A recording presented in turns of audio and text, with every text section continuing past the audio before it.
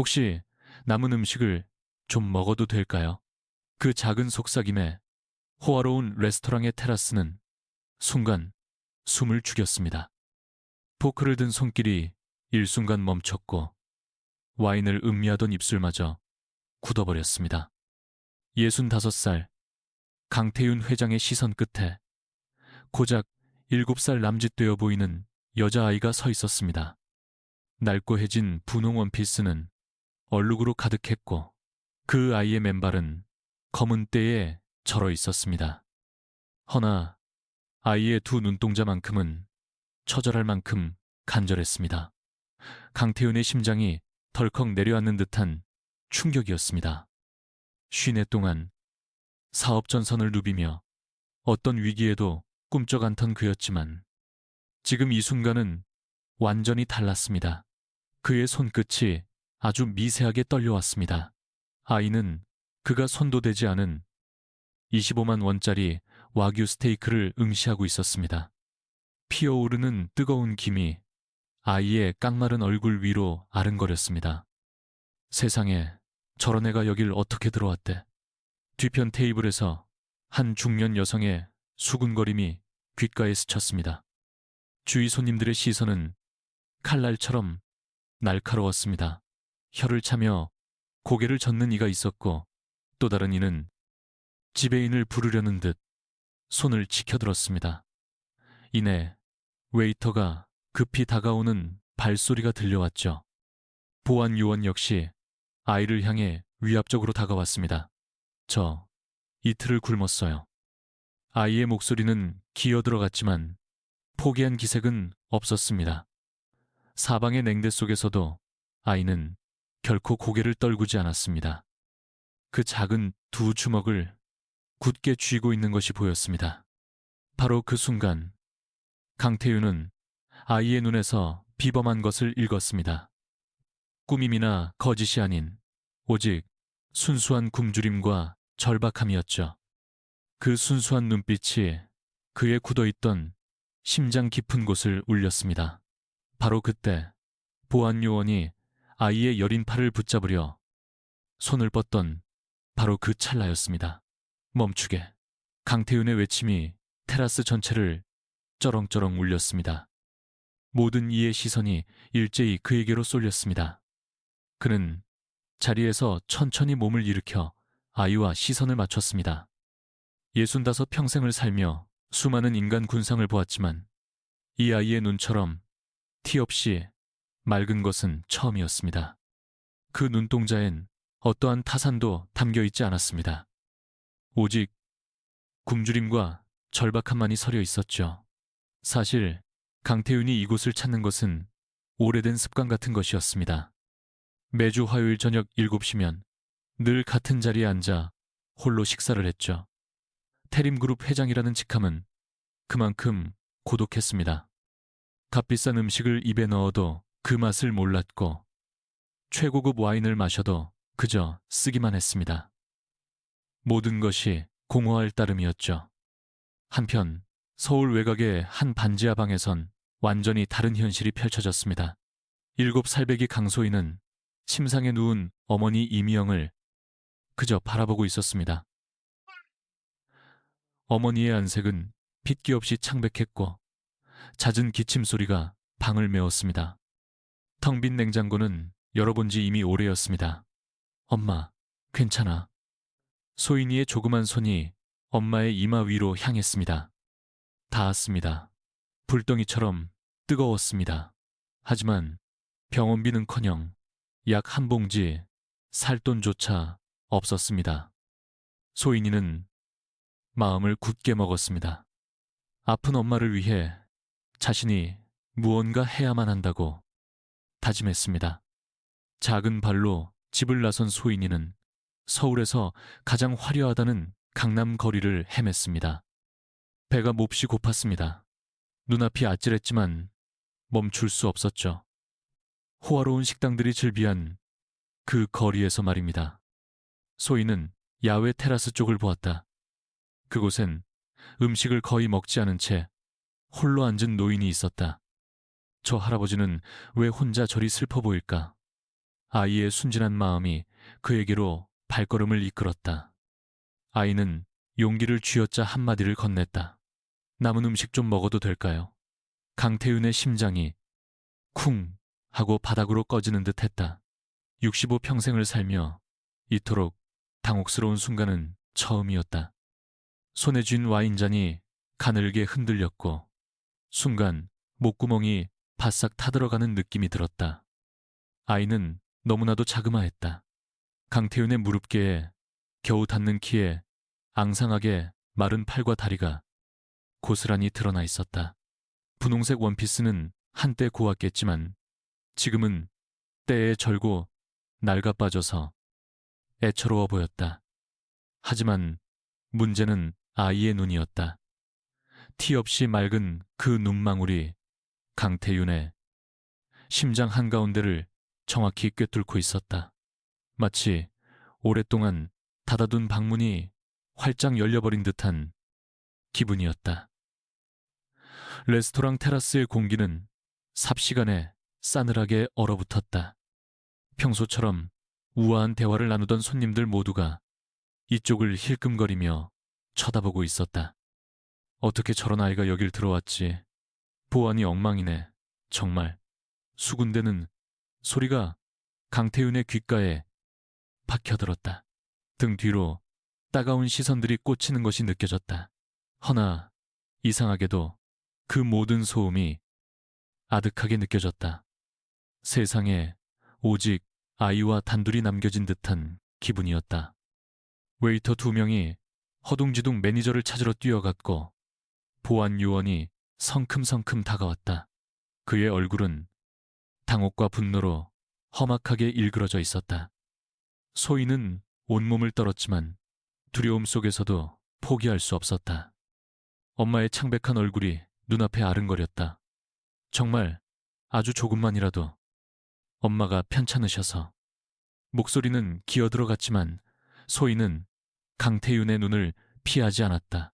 그 노인의 눈에서 무언가 다른 감정을 읽었다. 두려움이 아니었다.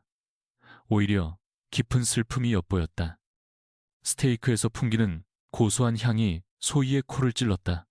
야속하게 배에서 꼬르륵 소리가 울렸다. 너무나 부끄러웠지만 어쩔 도리가 없었다. 지독하게 배가 고팠다. 소희의 작은 손이 무의식 중에 배를 감싸 안았다.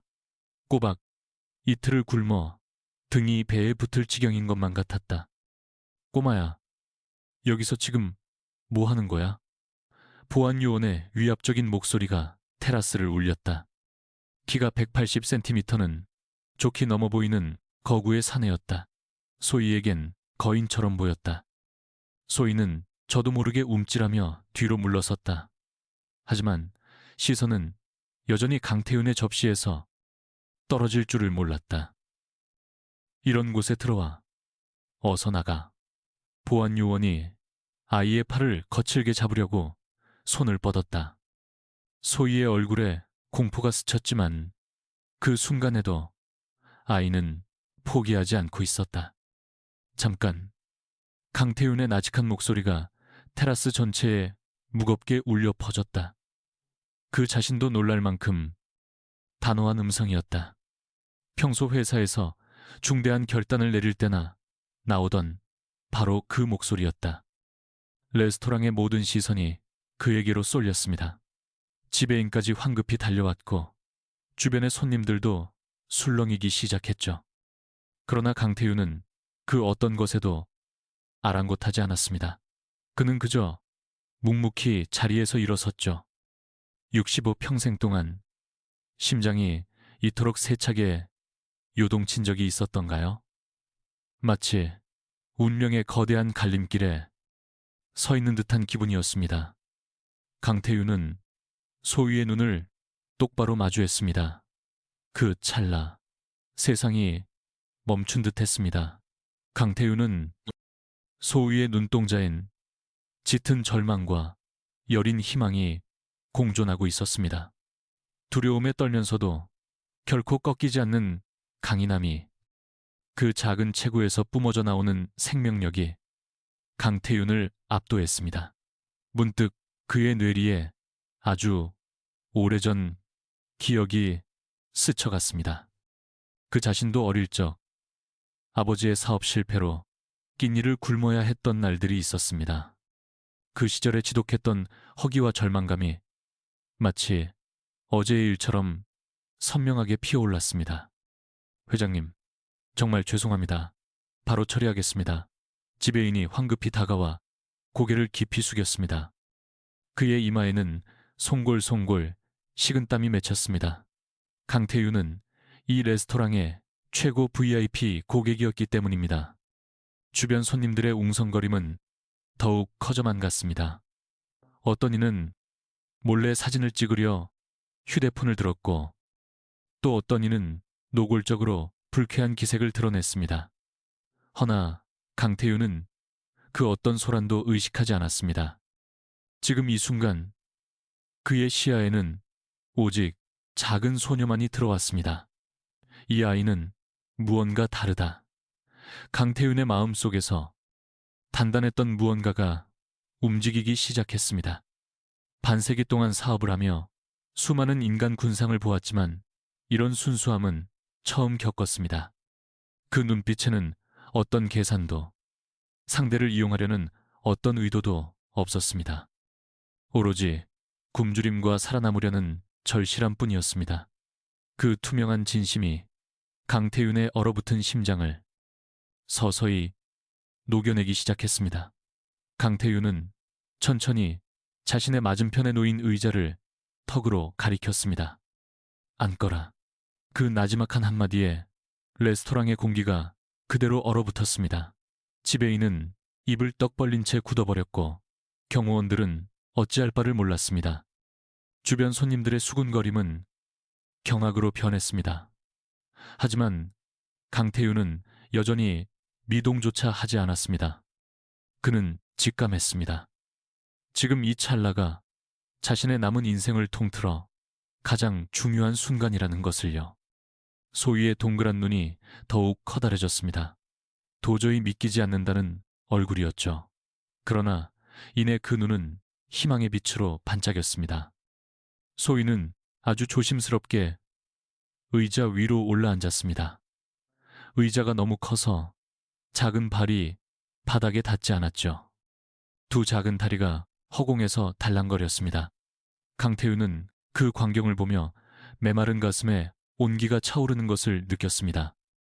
언제부터 잊고 살았는지 까마득한 감정이었습니다. 이것이 바로 운명적인 만남의 서막이었습니다. 65세의 재벌 총수와 굶주린 7살 소녀의 인생을 통째로 뒤바꿀 그런 만남이었습니다. 소녀의 발은 바닥에 닿지 않아 허공에서 대롱대롱 흔들렸습니다.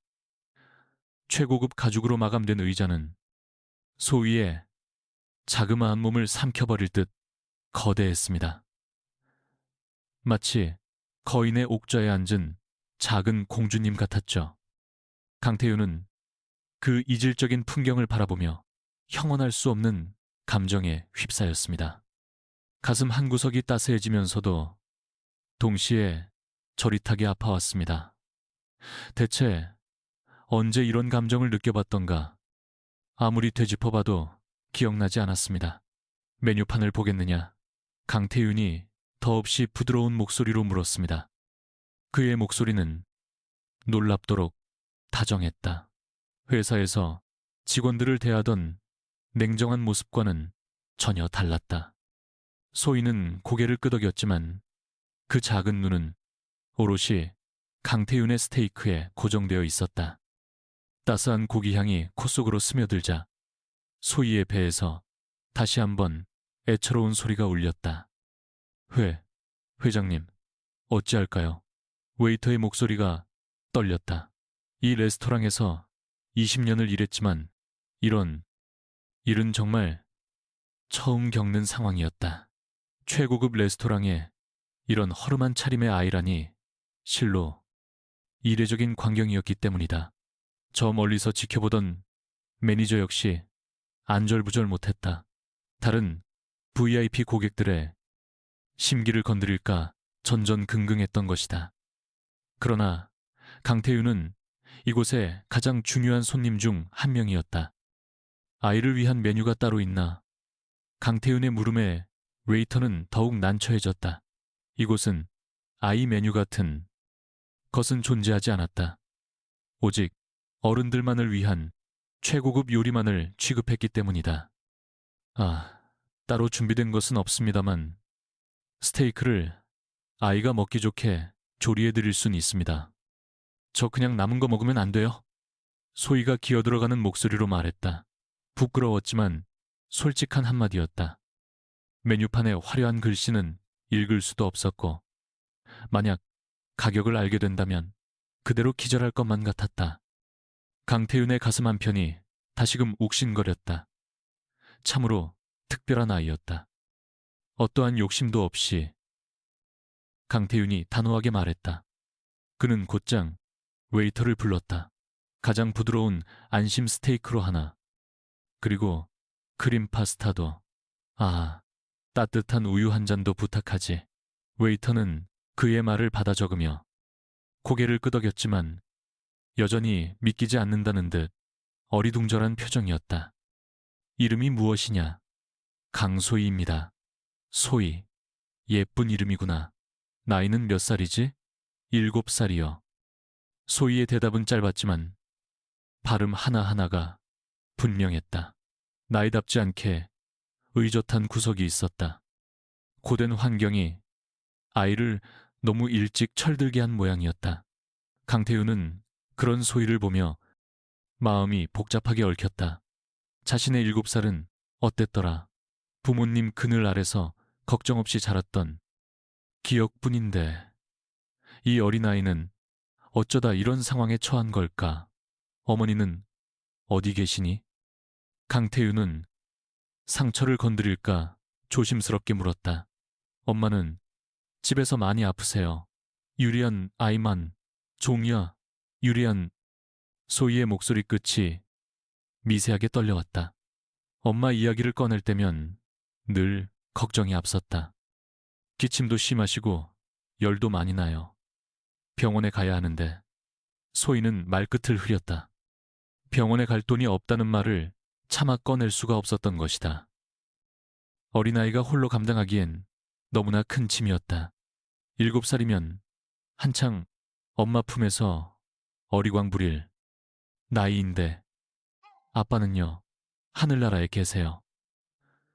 소희의 목소리는 거의 들리지 않을 만큼 작아졌다. 아빠에 대한 기억은 희미했지만 엄마가 아빠 이야기를 하며 눈물 짓던 모습은 선명했다. 주문하신 스테이크 나왔습니다.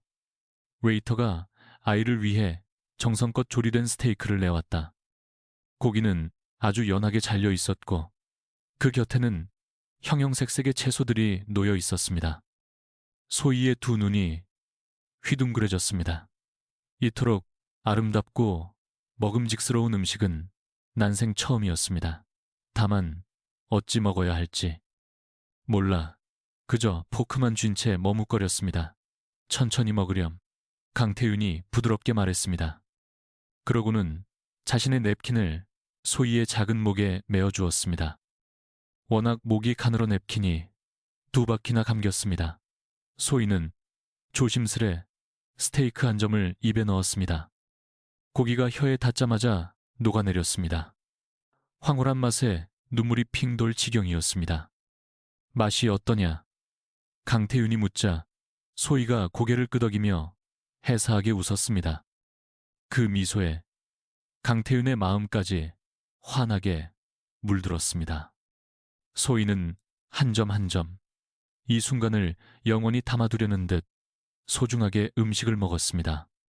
천천히 음미하며 먹는 그 모습을 보던 강태윤의 가슴에 온기가 차올랐습니다. 아주 오래전 그가 잊고 살았던 바로 그 감정이었습니다.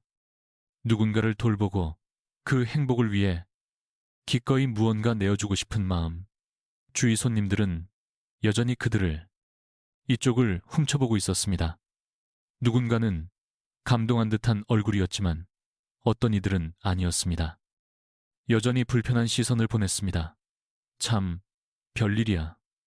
강태윤 회장님이 대체 왜 저러실까? 좋은 일 하시는 거겠지. 그래도 여긴 좀. 수군거림이 강태윤의 귓가에 스쳤지만 그는 개의치 않았습니다. 지금 이 순간이 무엇보다 중요했으니까요. 매니저는 초조한 얼굴로 멀찍이 서 그들을 주시했습니다. 다른 손님들의 눈치를 살피며 나설 타이밍을 재고 있었습니다. 정말 감사합니다. 소희가 고개를 깊이 숙여 마음을 전했습니다. 그 목소리엔 진심이 가득했습니다. 할아버지는 왜 제게 잘해주시는 거예요? 소희의 순진한 물음에 강태윤은 순간 말문이 막혔습니다. 정말 왜일까? 그 자신도 알 수 없었습니다. 그냥 네가 착한 아이 같아서. 짧았지만 강태윤의 진심이 담긴 대답이었습니다. 이 아이에게서 무언가 특별함을 느낀 순간 크림 파스타 나왔습니다. 웨이터가 새하얀 크림 소스가 넉넉한 파스타를 내왔습니다. 소희는 포크로 면을 야무지게 말아 입에 넣었습니다. 입가에 크림이 묻는 줄도 모르고 먹는 데에만 열중했습니다. 그때 강태윤이 냅킨을 들어 소희의 입가를 닦아주었습니다. 그 순간 강태윤의 가슴에 낯선 온기가 스쳤습니다. 마치 제 가족을 보살피는 듯한 기분이었습니다. 우유도 마시렴. 따뜻한 우유 한 잔이 소희 앞에 놓였습니다. 소희는 작은 두 손으로 컵을 꼭 쥐고 한 모금 마셨습니다. 따스한 온기가 목을 타고 온몸으로 퍼져나갔습니다. 할아버지도 드세요. 소희가 제 우유를 강태윤에게 내밀었습니다. 그는 미소와 함께 고개를 저었습니다. 괜찮다. 어서 다 마시렴. 이 짧은 식사 동안 강태윤의 내면엔 거대한 파동이 일고 있었습니다. 그의 마음이 서서히 풀리기 시작했습니다. 아이의 순수함이 그를 흔들어 놓았어요. 이 아이는 제 처지도 어려운데 남을 먼저 걱정하고 챙길 줄 아는 속 깊은 아이였어요. 이런 아이가 이토록 힘든 상황에 처했다니 강태윤의 마음속에 어떤 결심이 싹 탔습니다. 이 아이를 그냥 돌려보낼 수는 없었습니다.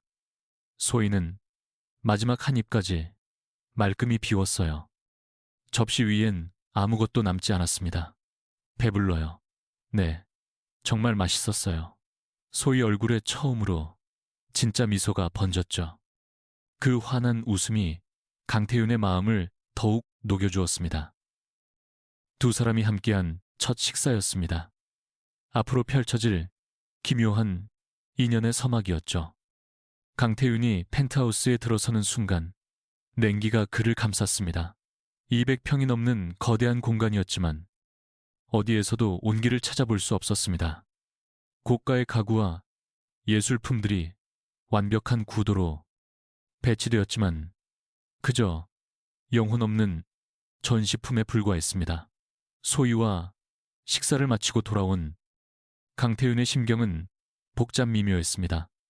가슴 한구석이 훈훈해지는 동시에 그리움이 차올랐죠. 언제 이런 감정을 느꼈더라. 생각하다가 불현듯 한 이름이 떠올랐습니다. 민우야. 강태윤이 나직이 중얼거렸습니다. 그의 목소리는 떨리고 있었죠. 무려 8년간 봉인했던 이름이었습니다. 강태윤은 서재로 발걸음을 옮겼습니다. 벽 한편에 걸린 가족 사진들 중 유독 한 장만 뒤집혀 있었죠. 강태윤은 떨리는 손길로 그 사진을 바로 세웠습니다. 사진 속에는 25살의 강민우가 해사하게 웃고 있었습니다. 아버지를 닮아 외모가 훤칠하고 아들이자 무엇보다 마음씨가 따뜻했던 아들이었죠. 강태윤의 눈시울이 붉어졌습니다. 민우의 웃는 얼굴을 보니 가슴이 찢어질 듯 아팠습니다. 왜 그땐 그리 모질었던가? 왜 아들의 행복보다 내 체면을 더 중시했던 걸까? 기억은 8년 전으로 거슬러 올라갔습니다. 바로 이 서재.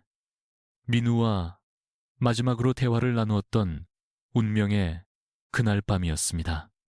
아버지, 저 결혼하고 싶습니다. 민우가 떨리는 목소리로 말했을 때 그는 기뻐했어야 했다. 하지만 이어진 말에 그의 표정은 차갑게 굳어버렸죠. 어느 집안의 딸이냐? 그게 중요한가요? 저는 그 사람을 사랑합니다. 민우의 눈은 확신으로 빛났지만 강태윤의 생각은 달랐습니다. 태림그룹 후계자의 결혼이 단순한 사랑 문제일 리 없다고 그는 생각했습니다. 이미 영이라 아버지는 없고 어머니 혼자 식당 일을 한다. 비서에게 받은 신상 정보를 보며 강태윤은 인상을 찌푸렸던 게 생각났습니다. 문예 창작과를 나왔지만 변변한 직업도 없이 아르바이트만 전전하는 처지였죠. 있었습니다. 우리 집안과는 맞지 않아. 이것이 강태윤의 냉정한 결론이었어요. 태림그룹에 어울리는 며느리는 따로 있다고 그는 생각했습니다. 재벌 가거나 최소한 사회적으로 명망 있는 집안의 딸이어야 한다고 믿었습니다. 허나 민우는 달랐습니다. 이미영을 만나고 나서 완전히 변해 있었죠. 한결 밝아지고 더 따뜻한 사람이 되었습니다. 사랑이 사람을 이렇게 변화시킬 줄이야. 강태윤은 도무지 납득할 수가 없었습니다. 절대 용납 못한다. 내 분수를 알고나 있느냐? 강태윤이 고함을 내지르던 그 밤이 선명했습니다. 민우는 결코 뜻을 굽히지 않았죠. 저는 그저 강민우입니다. 태림그룹의 후계자가 아닌 극난 평범한 강민우. 그리고 이미영을 사랑하는 한 사내일 뿐입니다. 민우의 음성 또한 떨렸지만 그 의지만큼은 견고했습니다. 그 태도가 강태윤을 더욱 격분케 했죠. 그렇다면 이 집에서 나가거라. 널 내 아들로 여기지 않겠다. 강태윤이 뱉어낸 말이었습니다. 돌이켜보면 실로 가혹한 말이었습니다. 허나 당시엔 자존심과 노여움이 앞섰던 겁니다. 알겠습니다. 분명 후회하시게 될 겁니다. 민우가 등을 돌리며 마지막으로 남긴 한마디였죠. 그 말이 여태껏 강태윤의 심장에 비수처럼 박혀 있었습니다. 민우는 정말 집을 떠났습니다. 그날 밤 가방 하나만 맨 채 이 집을 나섰습니다. 강태윤은 금세 돌아올 것이라 여겼습니다. 며칠 못 가 현실의 벽을 느끼고 돌아오리라 믿었죠. 하지만 민우는 돌아오지 않았습니다. 한 달, 6달이 흐르고 1년이 지나도 감감무 소식이었죠. 강태윤은 자존심 탓에 먼저 연락하지 않았습니다. 아들이 먼저 무릎 꿇고 돌아와야 한다 믿었습니다. 그것이 아버지의 권위를 세우는 길이라 여겼습니다. 허나 마음 한구석엔 늘 민우 걱정이 가득했죠. 잘은 지낼까? 혼사는 치렀을까? 행복하긴 할까? 궁금한 건 산더미였지만 연락할 용기가 없었습니다. 가끔 비서를 시켜 은밀히 알아보라 했지만 민우는 철저하게 종적을 감췄습니다. 아비가 찾지 못하게끔 일부러 꼭꼭 숨어버린 듯 했습니다. 그리고 이태 전 어느 날 비서가 전해온 소식은 청천벽력이었습니다. 회장님, 도련님께서 교통사고로 비서의 말을 차마 끝까지 들을 수가 없었습니다. 강태윤의 온몸을 한기가 훑고 지나갔죠. 하늘이 무너지는 듯 했습니다. 민우는 오토바이로 배달 일을 하던 중에 변을 당했다고 합니다. 태림그룹 후계자였던 아들이 배달부 노릇을 하고 있었다니 강태윤은 억장이 무너지는 듯 했습니다. 더 기가 막힌 건 민우가 이미 가정을 꾸려 아이까지 뒀다는 사실이었죠. 심지어 딸 아이가 하나 있다고 했습니다. 어째서, 왜 한마디 말도 없었느냐. 강태윤이 주저앉아 통곡하던 기억이 떠올랐습니다. 평생 남 앞에서 눈물 한 방울 안 보이던 그가 그날만큼은 어쩔 도리가 없었죠. 민우의 장례식조차 가지 못했습니다. 너무 뒤늦게 비보를 접했기 때문입니다. 그리고 설령 알았다 한들 갈 수 있었을까요? 자그마치 8년간 외면했던 아비가 불쑥 나타날 면목이나 있었을까요? 새벽 5시, 강태윤은 뜬 눈으로 밤을 새우고 서재에 앉아 있었습니다. 밤새도록 민우 생각으로 뜬 눈으로 지새웠습니다. 소희의 얼굴이 눈앞에 아른거렸고 그 아이에게서 아들의 모습을 자꾸만 겹쳐 보였기 때문입니다. 강태윤은 마음을 굳혔습니다. 소희가 정말 제 핏줄인지를 확인해야만 했습니다. 만약 정말 그렇다면 강태윤의 심장이 세차게 뛰었습니다. 두려움과 기대가 교차했습니다. 강태윤은 다급히 휴대폰을 들어 김비서에게 전화를 걸었다. 이른 새벽이었으나 조급한 마음은 멈출 수 없었다. 김비서, 당장 내 서재로 오게. 아주 중대한 일이야. 목소리에는 평소와는 다른 무거운 절박함이 서려 있었다. 30분 뒤 김비서가 서재에 들어섰다. 20년간 그를 보필해온 김비서였지만 이런 새벽에 부르심을 받은 건 처음이었다. 강소희라는 아이를 찾아주게. 7살 여자아이의 어미는 이미야. 강태윤은 간밤에 소희에게 들었던 모든 정보를 모두 전달했다. 반지하 방에 살며 어머니가 편찮고 아버지는 이미 고인이라는 사실까지. 김비서는 수첩에 적으며 고개를 끄덕였다. 하지만 갑자기 왜 이런 아이를 찾으시는지 의문이 들었다. 가장 신속하고 상세하게 알아보게. 특히 그 아이의 아비가 누구였는지 필히 알아내야만 하네. 강태윤의 음성이 가늘게 떨렸다. 혹시나 하는 기대와 설마 하는 불안감이 교차하고 있었다. 오후 2시, 김비서가 첫 보고서를 들고 나타났다. 강태윤의 심장이 거세게 요동치기 시작했다. 강소희, 2017년 3월 15일 출생, 현 나이 7살입니다. 서울시 관악구 신림동 소재, 반지하에서 모친과 거주 중입니다. 김비서는 서류를 펼쳐 보이며 설명을 시작했다. 강태윤은 떨리는 손으로 서류를 받아들었다. 모친은 28살, 현재 폐렴으로 투병 중입니다. 경제적으로 극심한 곤궁에 처해 있으며 김비서의 목소리는 점점 잦아들었다. 강태윤의 얼굴이 시시각각 굳어가고 있었기 때문이다. 아비는 누구인가? 강태윤이 떨리는 음성으로 물었다. 그것이 가장 핵심적인 정보였다. 부친은 강민우로 기록되어 있습니다. 2022년 6월 12일 교통사고로 사망한 것으로 확인됩니다. 김비서의 보고가 끝나는 순간 강태윤의 온몸에서 힘이 빠져나갔다. 서류가 손에서 미끄러져 바닥으로 흩날렸다. 회장님, 정신 차리십시오. 김비서가 화들짝 놀라 강태윤을 부축했다. 그의 얼굴은 백지장처럼 하얗게 질려 있었다. 사실이었어. 소희가 내 손녀라니. 강태윤의 머릿속은 실타래처럼 엉켰다. 바로 어제 그 작은 아이가 남은 음식 좀 얻어먹어도 될까요? 라며 물었던 아이가 제 혈육인 친손녀였다니. 운명의 장난이란 게 정녕 이런 것일까? 세상 수많은 사람 가운데 하필 제 손녀가 자신을 찾아오다니. 민우와 그 아이 이미영의 혼인신고 날짜를 확인하게. 강태윤은 겨우 마음을 다잡고 지시했다. 김비서가 서류를 다시 살피며 보고했다. 2016년 11월 3일에 혼인신고가 되어 있습니다. 소희 양 출생 약 4개월 전입니다. 강태윤의 가슴이 미어지는 듯했다.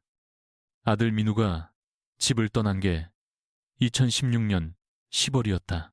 가출하자마자 곧바로 혼인했다는 의미였다. 그토록 이미영이란 여자를 깊이 사랑했던 것이다.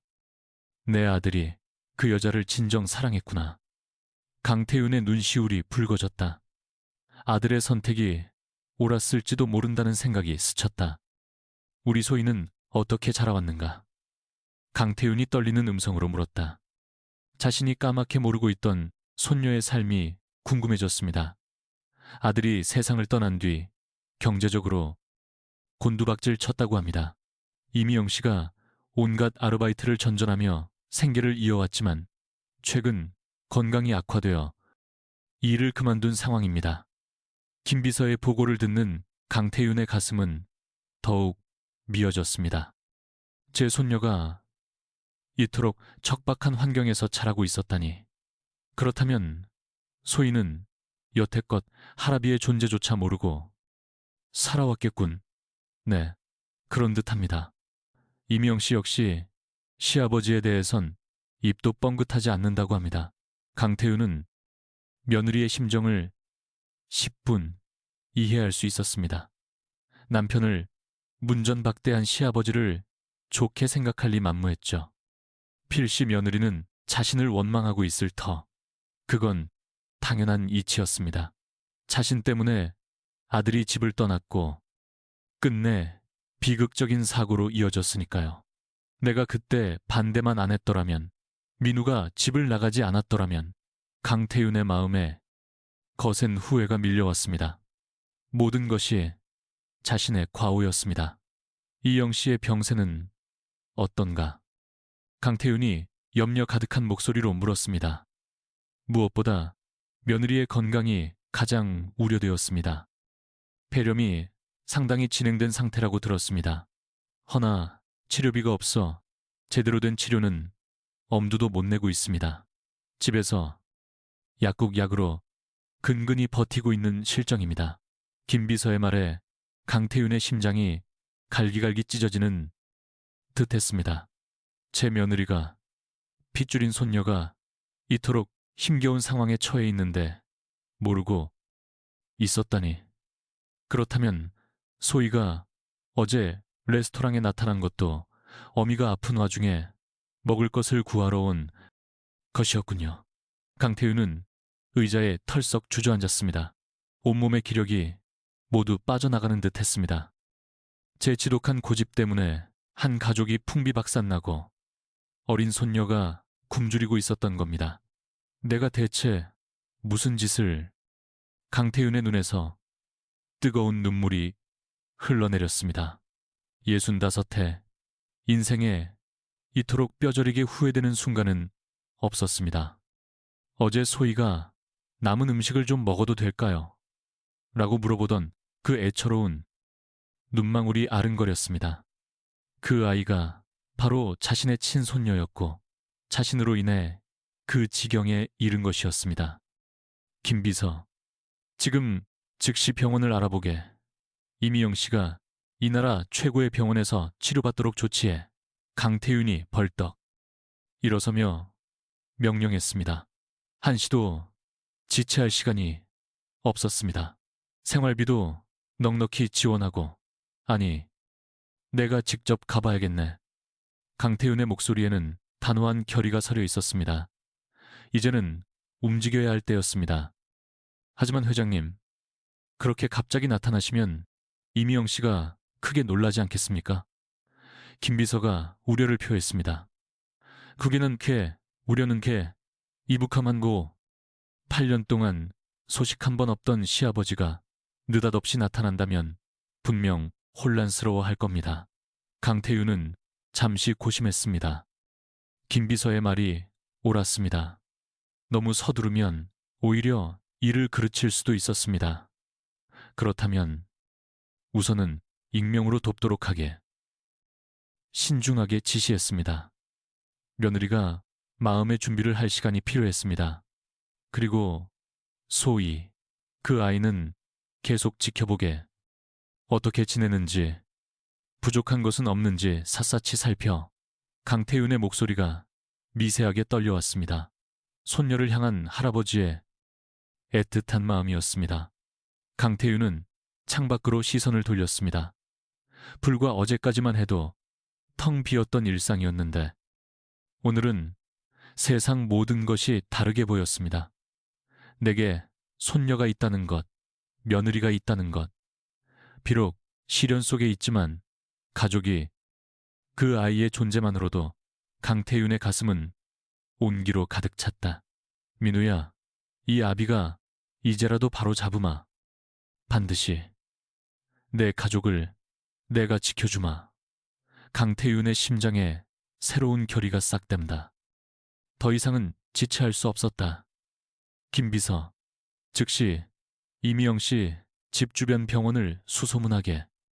익명의 기부자가 모든 치료비를 대겠다고 전하고 강태윤은 한시도 지체 없이 행동에 나섰다. 더불어 소희가 다니는 학교를 파악해서 학용품부터 급식비까지 전부 지원하도록 강태윤의 머릿속에는 이미 뚜렷한 계획이 그려지고 있었다. 자신의 모든 걸 걸어서라도 소희와 이미영을 지켜낼 작정이었다. 진실과 마주한 순간 강태윤의 삶에 새로운 목표가 자리 잡았다. 잃어버렸던 핏줄을 되찾는 일. 그것은 그의 마지막 소명이 될 터였다. 서울 관악구 신림동의 허름한 빌라 반지하. 햇볕 한 줌 들지 않는 그 방에서 이미영이 콜록이며 눈을 떴다. 흉부가 꽉 막힌 듯 숨쉬기조차 버거웠다. 소희야. 이미영이 희미한 목소리로 딸의 이름을 애타게 불렀지만 딸아이는 간밤에 들어오지 않았다. 그 순간 이미영의 심장이 쿵 하고 내려앉았다. 고작 7살짜리가 밤새 어디에 있었을까? 혹여 나쁜 일이라도 생긴 건 아닐지. 하지만 천근만근인 몸은 말을 듣지 않았다. 연신 격한 기침만 터져 나올 뿐이었다. 손수건 위로 붉은 피가 선명했다. 악화된 폐렴이 보내는 신호였다. 남편 민우가 곁을 떠난 지도 어느덧 2년이 흘렀다. 이미영에겐 그야말로 지옥 같은 세월이었다. 민우가 없다면 단 하루도 버틸 수 없을 것만 같았다. 민우는 이미영의 세상 그 자체였다. 사랑하는 지아비이자 기댈 수 있는 유일한 언덕이었기에. 그런 그가 오토바이 배달 중 참변을 당했다는 사실이 이미영은 여전히 현실로 받아들여지지 않았다. 왜 하필. 어느새 눈가엔 뜨거운 눈물이 맺혔다. 민우는 태림그룹의 유일한 후계자였다. 그런 그가 왜 배달을 해야만 했을까? 시아버지가 그 결혼을 허락했다면, 그 집에서 내쫓지만 않았더라면. 그럼에도 이미영은 후회하지 않았다. 민우와 함께한 지난 6년은 그녀 인생의 가장 눈부신 순간들이었으니까. 이미영의 가슴 속엔 시부 강태윤을 향한 깊은 원망이 자리하고 있었다. 바로 자신 때문에 민우가 집에서 쫓겨났고 끝내 비극을 맞았다고 여겼다. 부유한 게 뭐 그리 대수라고. 돈이 사람보다 중요하단 말인가. 이미영은 씁쓸히 되뇌었다. 강태윤은 그녀가 가난하다는 이유만으로 둘의 사이를 반대했다. 하지만 이미영은 민우를 온 마음으로 사랑했다. 민우 또한 같았다. 아비의 거센 반대를 무릅쓰고 그녀를 택한 것이었다. 그토록 지켜낸 사랑이었건만 딸 소희에게만큼은 그런 할아버지의 존재를 알려주고 싶지 않았다. 그래서 딸에게 할아버지에 대한 이야기는 단 한 번도 꺼낸 적이 없었다. 알려줄 가치조차 없다고 여겼다. 문득 민우의 마지막 모습이 떠올랐다. 사고가 나던 그날 아침, 남편은 유난히 일찍 서둘렀다. 오늘은 단단히 벌어올게. 우리 소위 분유값이라도 벌어야지. 민우가 이마에 입 맞춰주던 그 순간이 떠올랐다. 그저 평범한 일상이 계속될 줄만 알았는데 오후 3시경 병원에서 걸려온 전화 한 통이 그녀의 세상을 송두리째 무너뜨렸다. 보호자 되십니까? 강민우 씨가 교통사고를 당하셔서 그 말을 들은 순간부터 이미영의 기억은 조각나 있었다. 병원으로 정신없이 달려갔지만 너무 늦어버렸다. 남편은 중환자실에서 의식을 잃은 채 사흘을 버티다 끝내 눈을 감았다. 민우가 떠난 후 이영은 세상에 홀로 남겨졌다. 모든 것을 혼자 감당해야만 했다. 장례 절차, 산더미 같은 서류들, 그리고 어린 딸 소희를 키우는 일까지. 무엇보다 그녀를 짓누른 건 경제적 어려움이었다. 남편의 배달일로 근근히 살아가던 형편에 유일한 수입원이 순식간에 사라져버린 것이었다. 이영 역시 일을 해야만 했으나 아직 어린 소희 때문에 안정적인 직장을 구하기는 하늘의 별 따기였다. 편의점 야간 근무, 건물 청소, 길거리 전단지 배포까지 그녀는 닥치는 대로 일에 매달려야만 했다. 내가 아무리 힘들어도 우리 소희만큼은 반드시 잘 키울 거야. 그녀는 스스로를 다잡았다. 이영에게 유일한 희망이자 버팀목은 딸 소희였다.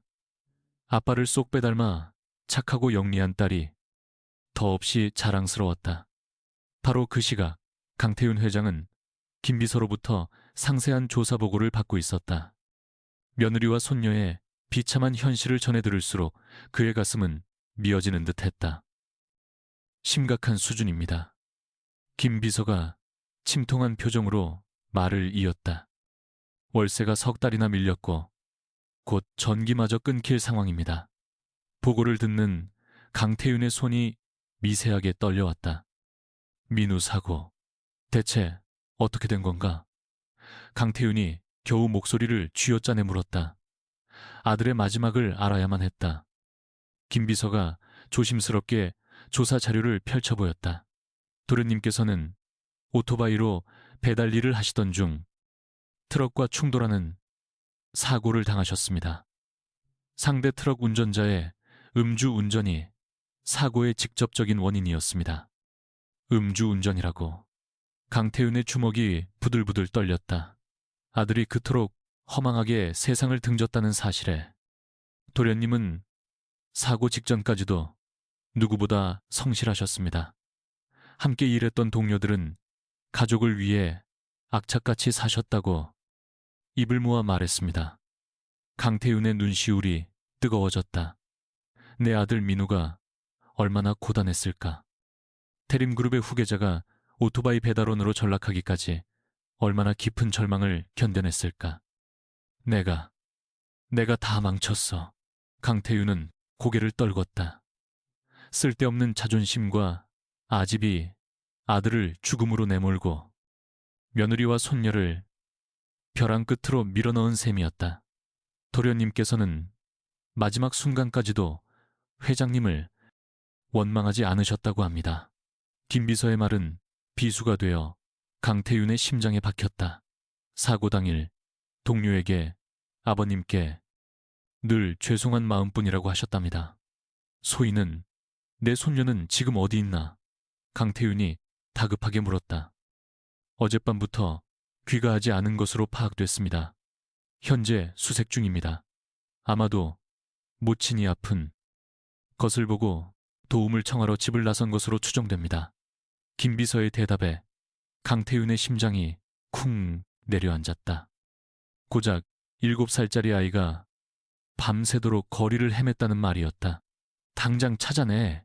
뭣들 하고 있는 게야. 강태윤이 버럭 소리를 질렀다. 무엇보다 손녀의 안위가 걱정되었다. 한편 이미영은 침대에서 몸을 일으키려 애썼지만 온몸에 기운이 하나도 없었다.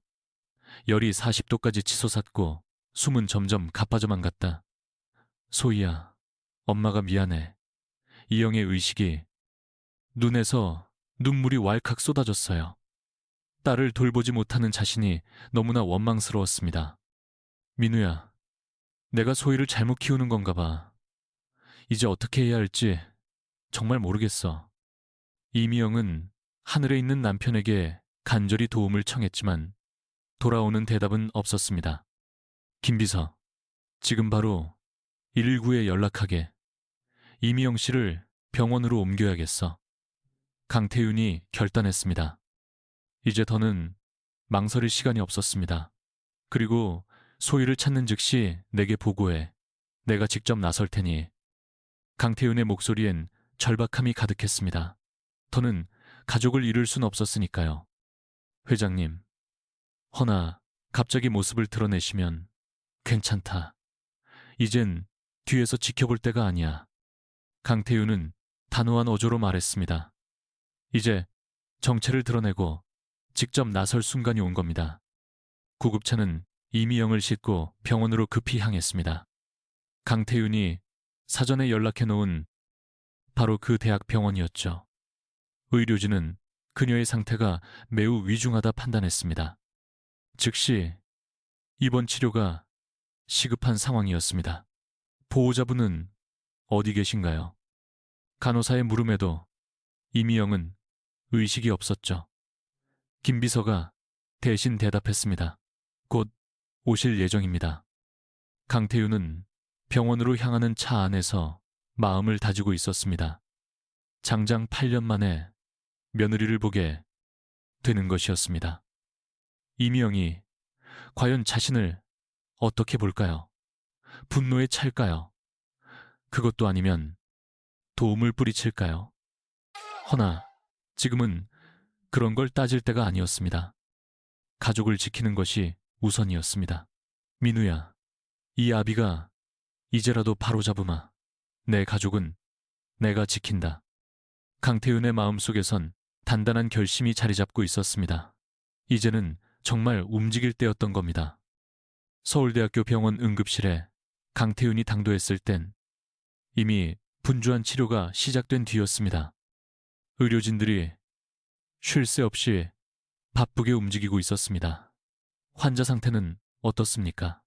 강태윤이 워도공 담당 의사를 붙잡고 물었습니다.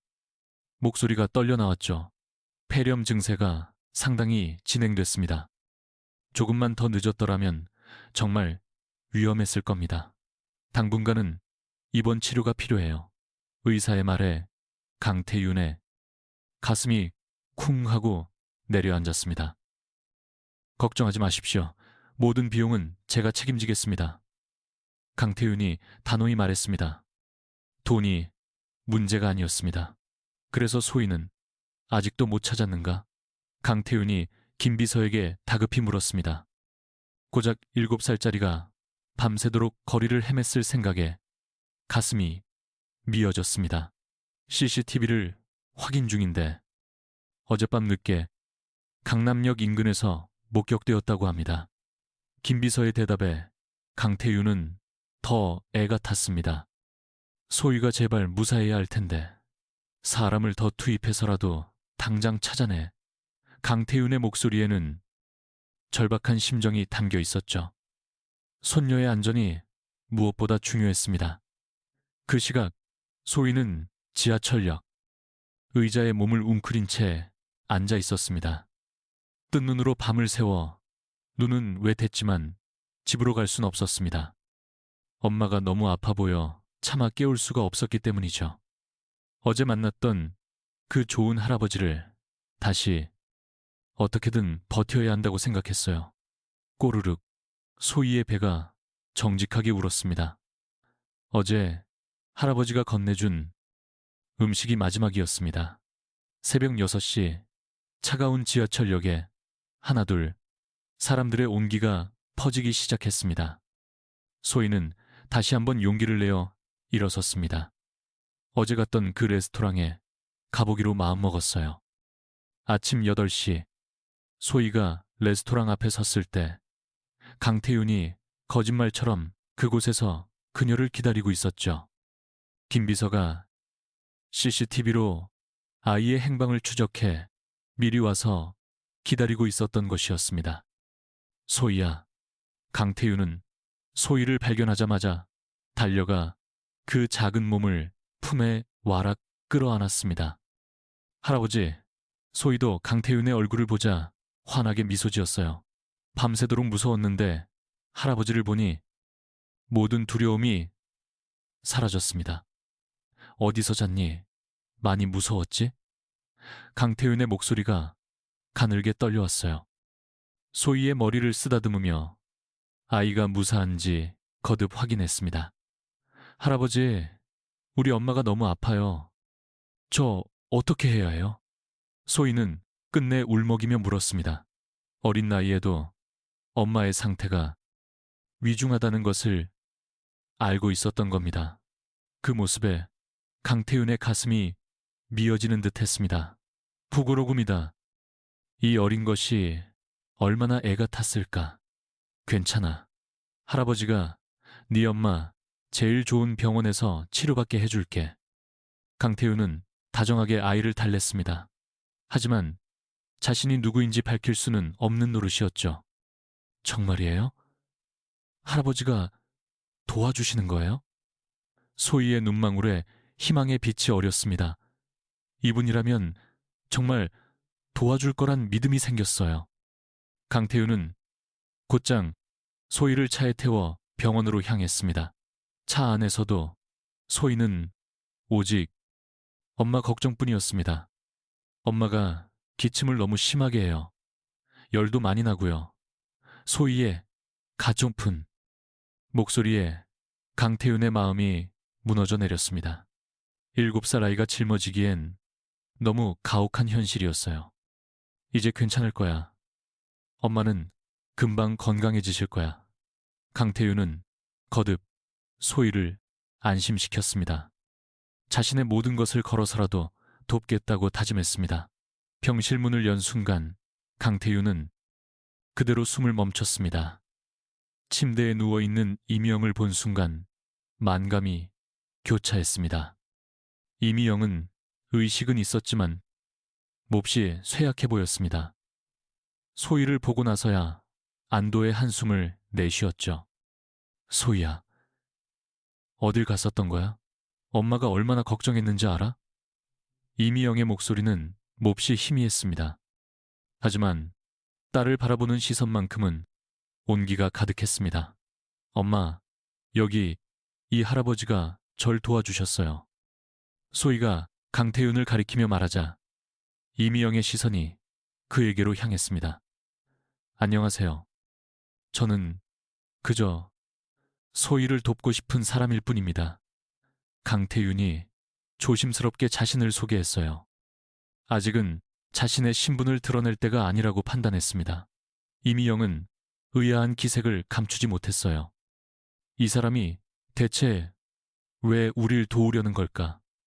마음은 감사하지만 저희가 도움받을 형편은 못 됩니다. 이미영은 마지막 자존심만은 지키고 싶었습니다. 누구에게도 빚지고 싶지 않았기 때문이에요. 괜찮습니다. 아이가 너무 착하고 예뻐서 그럽니다. 강태윤이 부드럽게 말하며 더 이상의 설명은 덧붙이지 않았습니다. 그날부터 강태윤은 소희 모녀의 익명의 수호천사가 되었습니다. 치료비는 물론 생활비까지 대주고 있었습니다. 뭔가 이상했어요. 우리는 익명의 후원자라고 하는데 이미영이 간병하다 간호사에게서 들은 이야기였어요. 정체 모를 누군가 모든 치료비를 내고 있다는 말이었습니다. 소희는 매일같이 병원을 찾아 엄마를 보살폈죠. 그러다 가끔 그 인자한 할아버지를 마주치곤 했어요. 할아버지, 오늘도 오셨네요. 소희가 강태윤을 발견하고는 해맑게 미소 지었어요.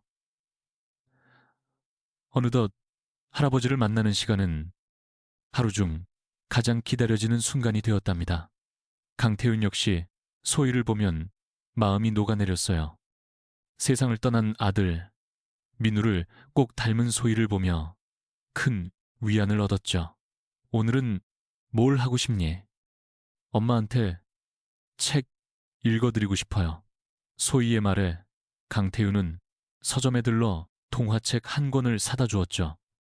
엄마에게 책을 읽어주는 소희의 모습을 보며 가슴이 벅차올랐습니다. 그러다 소희가 유치원에 못 가고 있다는 강태윤은 김비서의 보고에 깜짝 놀랐습니다. 유치원비를 미납해 벌써 며칠이나 결석했다는 이야기였습니다. 당장 유치원비를 결제하게, 그리고 앞으로 몇 달치도 미리 선납하고. 강태윤은 즉각 지시했습니다. 어린 손녀가 친구들과 어울리지 못한다는 사실이 가장 마음 아팠거든요. 이튿날 소희는 다시 유치원에 갈 수 있었습니다. 정체 모를 후원자가 유치원비를 내줬다는 소식이었죠. 이상해. 정말 이상하잖아. 이미영은 혼잣말을 했어요. 병원비며 생활비며 모든 것이 익명의 누군가로부터 지원되고 있었죠. 그 할아버지의 존재 또한 의문이었습니다. 어째서 우리를 이토록 돕는 걸까? 그저 선이라고 치부하기엔 너무나도 큰 도움이었습니다. 혹시 그분이 이미영의 머릿속에 한 가지 생각이 스쳐 지나갔습니다. 하지만 아직은 확신할 수 없었죠. 그렇게 이 주라는 시간이 흐르며 강태윤과 소희는 더욱 가까워졌습니다.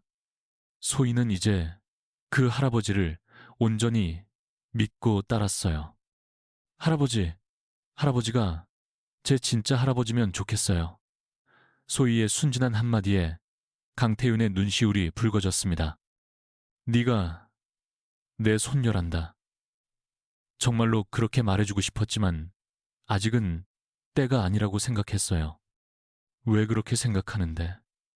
할아버지가 엄마처럼 절 아껴주시는 것 같아서요. 소희의 대답에 강태윤의 가슴은 온기로 가득 찼습니다. 손녀와 끈끈한 유대가 생겨남을 느꼈죠. 진실을 고백할 날이 머지않았음을 직감했죠. 한편 미영은 병실 창가에 앉아 밖을 내다보고 있었어요. 몸은 제법 회복되었지만 마음은 여전히 무거웠습니다. 풀리지 않는 의문투성이었죠. 대체 누가 우리를, 병원비부터 생활비까지 모든 지원은 이름 없이 이루어지고 있었어요. 그리고 그 할아버지, 생전 처음 보는 분인데 어째서 이토록 자신들을 챙기는 걸까요? 소희는 매일같이 그 할아버지 이야기뿐이었죠.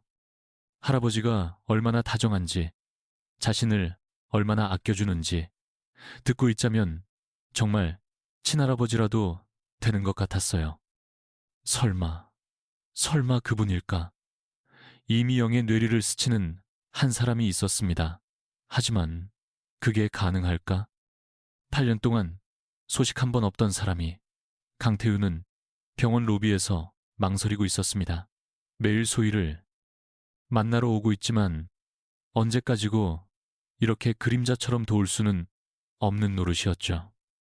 이제는 정체를 밝혀야 할 때일까? 하지만 두려웠습니다. 이미영이 자신을 어찌 볼지 분노할지, 아니면 이 도움을 거절할지. 김 비서가 다가와 보고했습니다. 회장님, 이미영 씨가 계속해서 의심하고 있다고 합니다. 간호사들에게 후원자의 정체를 계속 묻고 있답니다. 강태윤의 심장이 쿵 내려앉았습니다. 진실이 드러날 시간이 다가오고 있었습니다. 엄마, 나 그 할아버지가 정말 좋아요. 소희가 병실 문을 활짝 열고 외쳤습니다. 유치원을 마치고 오는 길에 강태윤과 마주친 듯 했습니다. 오늘도 만난 거니? 이미영은 조심스레 물었습니다. 딸아이가 그분과 너무 가까워지는 게 염려되었습니다. 네, 할아버지가 맛있는 아이스크림도 사주시고 제 유치원 얘기도 다 들어주셨어요. 그러다 소희가 잠시 머뭇거리며 입을 열었습니다. 그 할아버지 꼭 엄마처럼 슬픈 눈을 하고 있어요. 슬픈 눈이라니? 이미영의 심장이 덜컥 내려앉았습니다. 민우 역시 아버지에 대해 말할 때면 늘 그런 표현을 썼었다. 우리 아버진 슬픈 눈을 가졌어. 라고. 소희야, 그 할아버지 성함이 혹시 뭐라고 하셨어? 이미영이 가늘게 떨리는 목소리로 물었습니다. 아니, 성함은 안 가르쳐 주셨어요. 그냥 할아버지라 부르면 된다고 하셨어요. 소희의 대답은 의심에 불을 지폈습니다. 이튿날 이미영은 간호사를 붙잡고 물었습니다. 저기, 후원해 주시는 분에 대해 조금만 더 알려주실 수 있나요? 꼭 인사드리고 싶어서요. 간호사는 곤란한 기색을 보였습니다. 그분께서 신원을 밝히길 원치 않으셔서요. 다만 듣기로는 아주 큰 기업의 회장님이시라고 들었습니다. 아주 큰 기업의 회장. 이미영의 심장이 거세게 요동쳤습니다. 설마 정말 그 사람이란 말인가? 강태유는 서재에서 민우의 사진을 응시했다. 이제 더는 뒤에 숨어 있을 수만은 없었다. 민우야, 이제 아비가 용기를 내야겠다. 강태유는 사진을 보며 다짐했습니다. 이제 모든 것을 드러내야 할 시간이었습니다. 그는 김비서에게 전화를 걸어 지시했습니다. 내일 이미영 씨를 만나겠네. 모든 사실을 고백할 걸세. 김비서가 염려스러운 목소리로 답했습니다. 회장님, 마음의 준비는 되신 겁니까? 이미영 씨의 반응이 어떨지. 모르겠네. 허나 더는 미룰 수가 없어. 이튿날 오후 미영이 병원 정원을 거닐고 있을 때였습니다. 그때 저만치 앞에서 낯익은 그림자가 눈에 들어왔습니다. 강태윤이 소희와 벤치에 나란히 앉아 있었습니다. 소희가 제잘거리며 무언가 이야기했고 강태윤은 따뜻한 미소로 아이를 바라보고 있었습니다.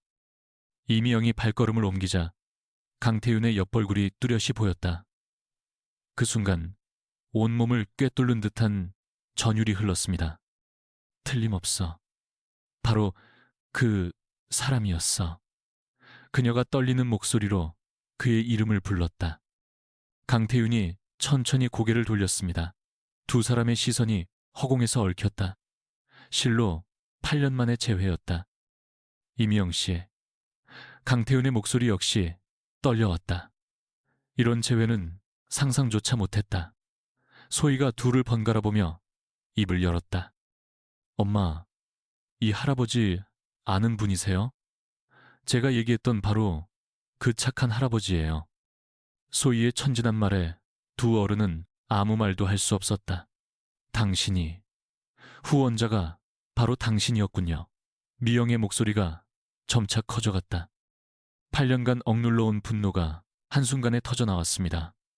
민우를 집에서 내쫓은 사람이, 민우가 그런 험한 일을 하다 변을 당하게 만든 사람이 이미 그 고함에 주변 시선이 쏠렸어요. 강태윤은 고개를 떨궜습니다. 이미영, 제발 내 말 좀 들을 가치도 없어요. 이제 와서 무슨 궤변을 늘어놓으시게요. 이미영의 눈에선 뜨거운 눈물이 흘렀습니다. 분노와 서러움이 뒤엉킨 눈물이었죠. 엄마, 왜 그러세요? 할아버지가 뭐 잘못했어요? 소희가 울먹이며 물었습니다. 왜 엄마가 상냥한 할아버지에게 화내는지 도무지 알 수 없었습니다.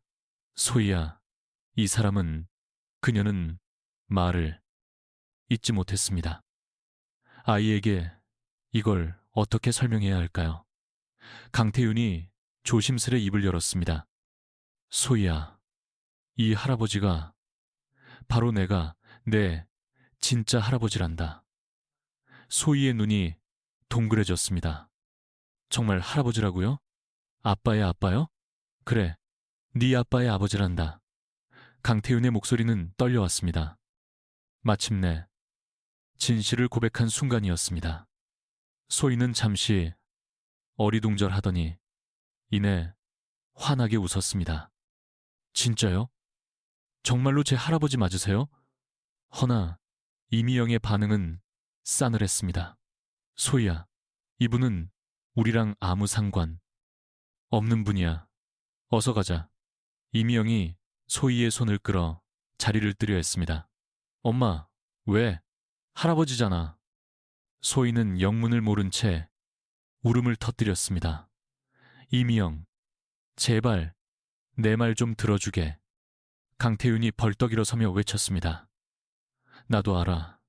내가 얼마나 큰 죄를 지었는지. 민우를 그렇게 보낸 게 다 내 탓이란 것도. 그의 목소리가 가늘게 떨렸습니다.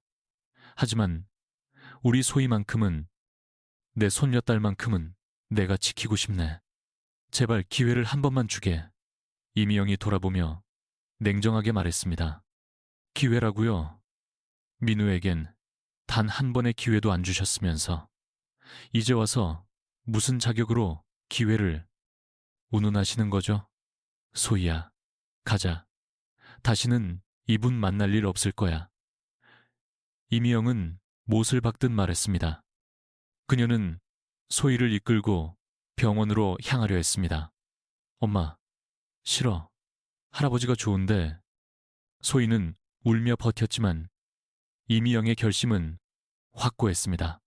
강태윤은 그저 그 모습을 지켜볼 수밖에 없었습니다. 너무 늦어버린 걸까? 정말 되돌릴 수는 없는 걸까? 다시는 저희 앞에 나타나지 마세요. 그게 민우를 위한 마지막 배려입니다. 이미영, 나는. 이미영의 마지막 말은 비수가 되어 강태윤의 심장에 박혔습니다.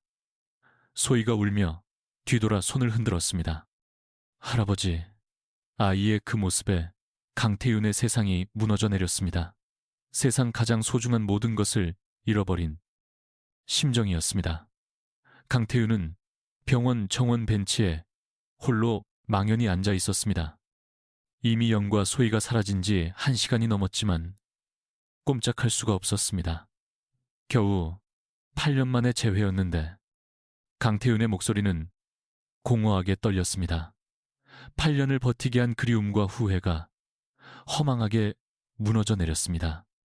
마지막으로 뒤돌아보며 할아버지하고 부르던 소희의 얼굴이 눈앞에 어른거렸습니다. 그 순결한 눈망울, 자신을 온전히 믿어주던 그 마음을 떠올리자 심장이 찢기는 듯 했습니다. 김 비서가 조용히 다가와 물었습니다. 회장님, 괜찮으신 겁니까? 괜찮을 턱이 있나? 이내가 모든 걸 다 망가졌어. 강태윤의 눈에서 눈물이 떨어졌다. 65해를 살아오며 이토록 무력했던 순간은 없었다. 병실에 돌아와서도 소희는 그치지 않고 울었다. 이미영이 아무리 달래도 소용이 없었다. 엄마, 왜 할아버지를 못 보게 하는 거예요? 소희의 목소리엔 서운함이 가득했다. 태어나서 처음으로 엄마에게 느끼는 감정이었다. 느껴보는 것이었다. 소희야, 그분은 우리랑은 사는 세상이 다른 분이야. 이미영이 어렵게 입을 뗐다. 어떻게 설명을 시작해야 할지 눈앞이 캄캄했다. 그래도 할아버지는 절 좋아하셨어요. 엄마처럼 저를 아껴주셨단 말이에요. 소희의 그 말에 이미영의 가슴이 미어졌다. 아이는 티 없이 순수했다. 그저 할아버지의 진심만을 고스란히 느낀 것이었다. 그날 밤 이미영은 뜬 눈으로 밤을 지새웠다. 소희는 울다 지쳐 잠이 들었지만 이미영의 마음속은 온통 뒤죽박죽이었다. 정말 내가 너무했던 걸까? 8년 만에 마주한 시아버지의 얼굴이 떠올랐다. 예전에 그 차갑고 권위적이던 모습이 아니었다.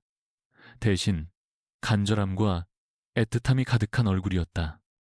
무엇보다 소희를 보던 그 눈빛, 그건 진정한 할아버지의 눈빛이었다. 사랑과 그리움으로 가득 차 있는 눈빛.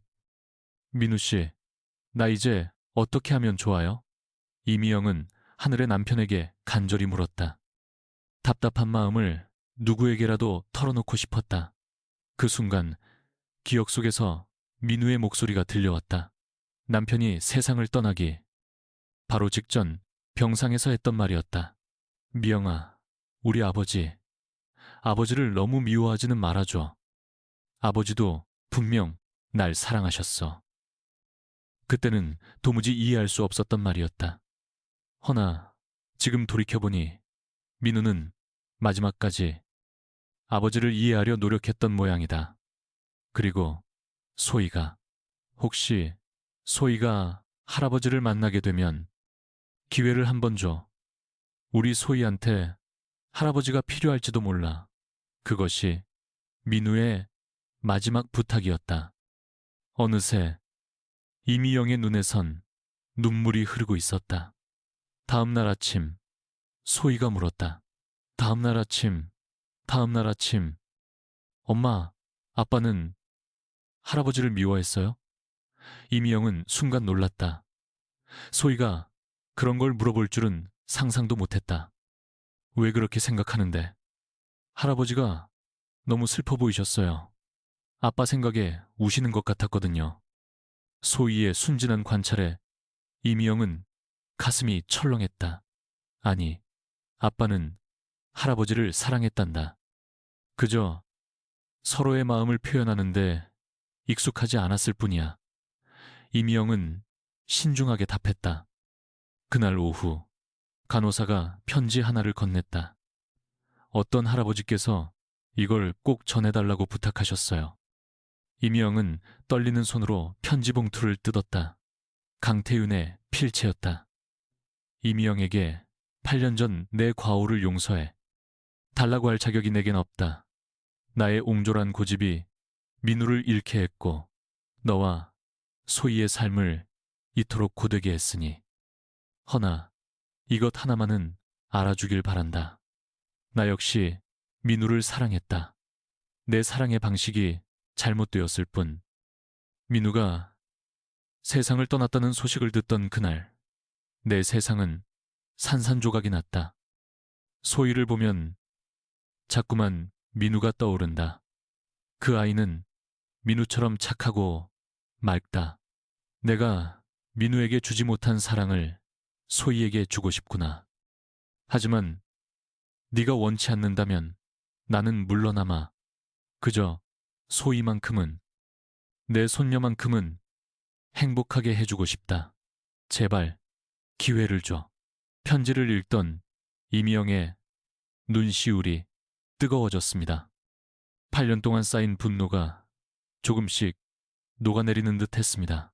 시아버지도 아프셨구나. 자식을 잃은 아버지의 마음은 어땠을까? 자신도 소희를 잃으면 도저히 견딜 수 없을 것만 같았습니다. 그리고 무엇보다 할아버지를 그리워하는 소희의 모습에 마음이 약해질 수밖에 없었습니다. 아이에겐 할아버지가 필요했습니다. 민우 씨가 살아있었다면 뭐라 했을까? 분명 화해하라 했을 겁니다. 민우는 본래 그런 사람이었습니다. 엄마, 할아버지 보고 싶어요. 소희가 울먹이며 겨우 입을 열었습니다. 온종일 할아버지 생각만 했어요. 할아버지가 저를 정말 사랑해 주시는 것 같아요. 엄마처럼요. 소희의 한마디에 이미 영의 마음이 흔들렸습니다. 아이의 말은 거짓이 아니었습니다. 할아버지의 진심을 느낀 것이었습니다. 그래, 정말 할아버지를 보고 싶어? 네, 할아버지께 고맙다고 말씀드리고 싶어요. 소희가 잠시 망설이다 덧붙였습니다. 아빠 이야기도 해드리고 싶어요. 이미영은 결심했습니다. 소희를 위해서라도 한 번은 기회를 줘야겠다고 마음먹었습니다. 간호사를 통해 강태윤에게 연락을 넣었습니다. 내일 오후 2시에 병원 정원에서 만나자고요. 뵙고 싶다고 전해주세요. 간호사는 조용히 고개를 끄덕였습니다. 그리고 이 말도 꼭 전해달라고요. 저도 대화할 준비가 되었다고요. 이미영의 목소리엔 굳은 결심이 서려 있었습니다. 김 비서가 그 말을 전하자 강태윤은 귀를 의심했습니다. 정말인가? 정말 만나주겠다고? 네, 내일 오후 2시 병원 정원입니다. 뵙자고 하셨습니다. 강태윤의 심장이 뛰기 시작했습니다. 어쩌면 마지막 기회일지도 몰랐습니다. 그날 밤 강태윤은 무슨 말을 해야 할지 밤새 고민했습니다. 어떻게 해야 진심이 전해질 수 있을까? 어떻게 하면 용서를 받을 수 있을까? 다음 날 오후 2시 병원 정원에서 마침내 세 사람이 마주했습니다. 소희가 먼저 강태윤에게 달려가 품에 안겼습니다. 어제로 마지막일 줄 알았는데, 소희야, 이 할아비를 용서하겠니? 네, 저는 할아버지가 좋은걸요. 이 고군데 인된 노로. 소희의 순수한 대답에 강태윤의 눈시울이 붉어졌습니다. 이미영이 조용히 다가오며 말했습니다. 말씀하세요. 얘야, 정말 미안하다. 강태윤이 깊이 허리를 숙였습니다. 8년 전, 내 잘못은 변명의 여지가 없구나. 내 못된 고집이 민우를 보냈고, 너와 소희를 이토록 힘들게 했다. 강태윤의 목소리는 떨리고 있었습니다. 나도 민우를 사랑했다. 하지만 내 방식이 잘못됐다. 이제라도 바로잡고 싶구나. 이미영은 묵묵히 들었습니다. 시아버지의 진심이 마음으로 느껴졌습니다. 아버님도 그동안 많이 아프셨겠어요. 그 말에 강태윤이 고개를 들었습니다. 민우 씨는 끝까지 아버님을 원망하지 않았어요. 오히려 이해하려 애썼답니다. 그러니 우리 다시 시작해 볼까요? 이미영이 조심스럽게 말을 건넸습니다. 길었던 8년간의 갈등을 끝낼 시간이었습니다. 정말 기회를 주겠다는 거냐? 강태윤의 목소리에 희망이 실렸습니다. 만난데 인종무로, 만난데 못 인고 강태. 소희를 위해서요. 그리고 민우 씨를 위해서이기도 하고요. 소희가 두 사람 사이에서 해맑게 웃었습니다. 이제 우리 정말, 저희는 가족이에요. 소희의 그 순수한 기쁨이 두 어른의 마음을 녹여내렸습니다. 무려 8해 만에 이뤄진 극적인 화해였습니다. 석 달이 흐른 어느 따스한 봄날, 강태훈의 펜트하우스에는 웃음꽃이 활짝 피었습니다. 이미영은 온전히 건강을 되찾았고, 소희는 유치원에서 돌아오자마자 할아버지에게 그날 있었던 온갖 일들을 제잘거리며 이야기하고 있었습니다. 할아버지, 오늘 유치원에서 그림을 그렸는데요. 제가 첫째로 뽑혔어요. 소희가 으쓱하며 그림을 내밀었어요. 할아버지와 엄마, 그리고 자신이 손을 꼭 잡고 활짝 웃고 있는 모습이 담겨 있었습니다. 세상에, 우리 소희가 정말 대단한 화가네. 강태윤이 소희를 자신의 무릎에 앉히며 흐뭇하게 말했어요. 이토록 평범한 일상이 이리도 소중할 줄은 미처 몰랐습니다. 미영은 부엌에서 차를 내오며 잔잔한 미소를 지었습니다. 이곳에서 지내기 시작한 지 어느덧 한 달이 흘렀지만 여전히 모든 것이 꿈결 같았습니다. 아버님, 차 한잔 하세요. 이미영이 강태윤에게 찻잔을 건네며 나지막이 말했습니다. 처음의 서먹함은 온데간데 없이 이제는 모든 것이 자연스러워졌습니다. 애썼다, 미영아. 강태윤이 온화하게 답했습니다. 며느리라는 호칭보다 그저 이름으로 불러주는 것이 훨씬 더 가깝게 느껴졌기 때문입니다. 이미영은 기력을 온전히 되찾은 후 강태윤의 권유로 태림그룹의 계열 출판사에서 일을 시작했습니다. 문희의 창작과 출신의 재능을 인정받아 편집자로서 새 삶을 살고 있었습니다. 오늘 회사 생활은 어땠니? 정말 좋았어요. 신인 작가님의 원고를 검토했는데 그 내용이 무척 감동적이었어요. 미영의 얼굴에 생기가 넘쳤습니다. 오랜만에 자신이 진정으로 좋아하는 일을 다시 할 수 있어 행복했습니다. 소희는 이제 이전과는 완전히 다른 아이가 되었습니다. 더는 굶주림을 걱정할 필요도, 엄마의 건강을 염려할 필요도 없었습니다. 할아버지, 내일 유치원에서 우리 가족 소개하는 시간이 있어요. 소희가 들뜬 목소리로 말했습니다. 그래? 어떻게 소개할 건데? 할아버지는 세상에서 가장 멋진 할아버지고요. 엄마는 세상에서 가장 예쁜 엄마라고 자랑할 거예요. 소희의 천진난만한 말에 강태윤과 이미영은 그만 웃음을 터뜨렸습니다. 하지만 문득 소희가 아빠 이야기를 꺼낼 때면 얼굴에 슬픈 기색이 어렸습니다. 아빠가 너무도 그리웠기 때문입니다. 이에 강태윤은 소희를 데리고 민우가 잠든 묘지를 찾았습니다. 물론 이미영도 함께였습니다. 아빠, 소희 왔어요. 할아버지하고 엄마하고 같이 왔어요. 소희가 묘비 앞에 조심스레 꽃을 놓으며 말했습니다. 강태윤의 눈시울이 붉어졌습니다. 아들의 묘 앞에 이렇게 서기까지 무려 8해라는 세월이 걸렸습니다. 민우야, 이 아비가 이제야 왔다. 정말 미안하다. 강태윤은 그대로 무릎을 꿇고 묘비를 어루만졌습니다.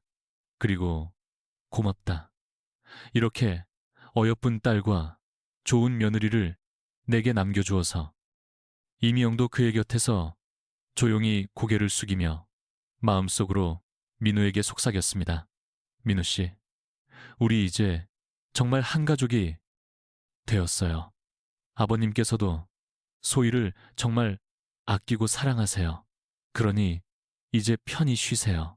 한편 강태윤은 태림그룹에도 큰 변화의 바람을 일으켰습니다. 소희를 만난 후 기업의 사회적 책무에 대해 더욱 깊이 고심하게 된 것입니다. 김비서, 저소득층 아이들을 위한 장학, 재단을 설립하도록 하게. 훌륭한 결정이십니다, 회장님. 더불어 한부모 가정 지원 프로그램 역시 확대하는 것이 좋겠습니다. 강태윤은 자신과 같은 아픔을 겪는 가족들을 돕고 싶었습니다. 소희를 통해 얻은 귀한 깨달음을 사회에 환원하기 위해서였습니다. 사회에 보답하고 싶었죠.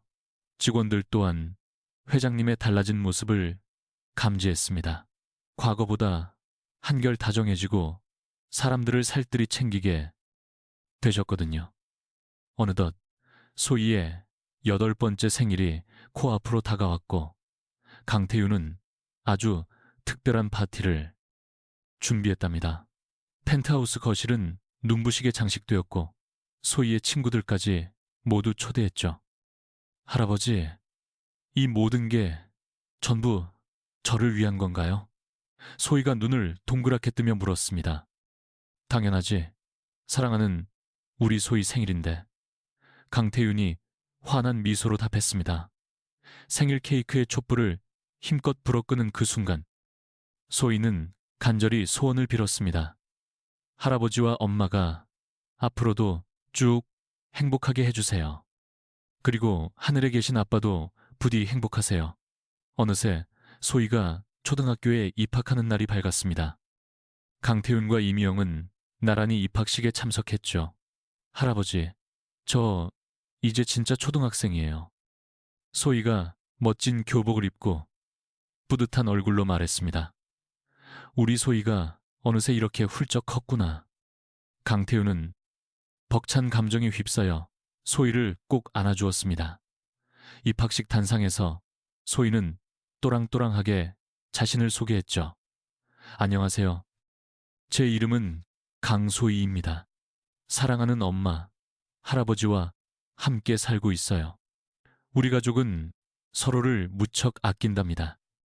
소희의 해맑은 모습을 지켜보는 강태윤과 이미영의 얼굴에 흐뭇한 미소가 번졌습니다. 여름 휴가, 세 사람은 처음으로 가족 여행길에 올랐습니다. 목적지는 바로 제주도였죠. 푸른 바닷가에서 소희가 열심히 모래성을 쌓고 있었고 강태윤은 미영과 나란히 앉아 그 모습을 따스하게 바라보았습니다. 미영아, 진심으로 고맙구나. 강태윤이 마음을 담아 말했습니다. 뭐가요, 아버님? 제게 다시 가족을 선물해줘서 소희를 통해 삶의 진정한 가치를 일깨워 주어서 말이다. 미영이 온화한 미소로 답했습니다. 저야말로 정말 감사드려요, 아버님. 아버님 덕분에 우리 소희가 이토록 행복하게 자랄 수 있었으니까요. 두 사람이 대화를 나누는 사이 소희가 달려와 모래성을 뽐냈습니다. 할아버지, 엄마, 이것 좀 보세요. 제가 우리 집을 지었어요. 그 모래성에는 할아버지 방과 엄마 방, 소희의 방이 자리하고 있었죠. 그리고 하늘 위에서는 아빠가 우릴 지켜보고 있다고 했어요. 집으로 돌아온 세 사람은 다 함께 저녁 식사를 하고 있었습니다. 더없이 평범한 일상이었지만 모두가 충만한 행복을 느꼈죠. 할아버지, 저 내일 학교에서 할아버지, 자랑 좀 해도 괜찮아요? 당연하지. 이 할애비도 늘 소희 자랑하고 다니는 걸. 진짜요? 그럼 진짜고 말고 할아버지 친구분들께 만날 때마다 우리 예쁜 손녀 이야기만 한단다. 소희가 까르르 웃음을 터뜨렸습니다. 미영은 그 모습을 보며 생각에 잠겼죠. 민우 씨, 보고 있어요? 우리 지금 정말 행복해요. 그로부터 2년이란 시간이 흘러 소희는 어느덧 초등학교 3학년이 되었습니다. 한층 더 밝고 씩씩한 아이로 자라주었죠. 그러던 어느 날 소희가 학교에서 돌아와 이렇게 말했습니다. 할아버지, 저도 어른이 되면 할아버지처럼 좋은 일을 많이 하는 사람이 될래요. 그러렴 어떤 좋은 일을 하고 싶은데 힘든 친구들을 도와주고 아픈 사람들을 보살펴주고 할아버지가 저에게 해주셨던 것처럼요. 강태윤은 가슴 한편이 뭉클해지는 것을 느꼈습니다. 소희가 이토록 고운 마음씨를 가진 아이로 자라주었다니. 강태윤의 일은 번째 생신날이었습니다. 소희와 미영이 그를 위해 깜짝 파티를 준비했죠. 할아버지, 생신 축하드려요. 소희가 고사리 손으로 직접 만든 카드를 건넸습니다. 할아버지는 이 세상에서 가장 멋진 할아버지예요. 할아버지 덕분에 저는 하루하루가 정말 행복해요. 사랑해요. 강태윤은 카드를 읽어 내려가다 끝내 눈시울을 붉혔습니다. 흘렸어요.